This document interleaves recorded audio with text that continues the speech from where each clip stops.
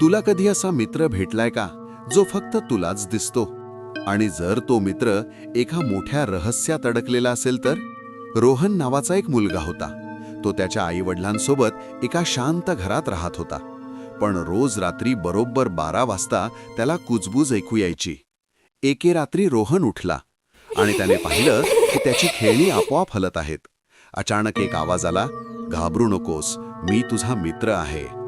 रोहनने इकडे तिकडे पाहिलं, पण कोणीच दिसत नव्हतं. तो म्हणाला, "तू कुठे आहेस?" आवाज आला, "मी अदृश्य आहे आणि मला तुझी मदत हवी आहे." त्या मित्राने सांगितलं, "एका खट्याळ सावलीने माझं जादूचं शरीर चोरलं आहे, म्हणून मी असा अदृश्य झालोय." त्याला परत आणण्यासाठी रोहनला घरात लपलेली 3 कोडी सोडवावी लागणार होती. "मी रात्री चमकतो, पण तारा नाही." रोहन लगेच म्हणाला, "चंद्र." आणि एक जादूची चावी प्रगट झाली. "माझ्याकडे किल्ल्या आहेत, पण दार नाही." रोहन हसला, "पियानो." आणखी एक चावी मिळाली. "जितकं तू घेतोस तितकंच मागे राहतं." रोहन विचारात पडला आणि म्हणाला, "पावलांचे ठसे." अचानक एक काळी सावली समोर आली. ती म्हणाली, "तू मला हरवू शकत नाहीस." पण रोहनने 3ही चाव्या वापरून तिला बंद केलं. अदृश्य मित्र पुन्हा दिसायला लागला.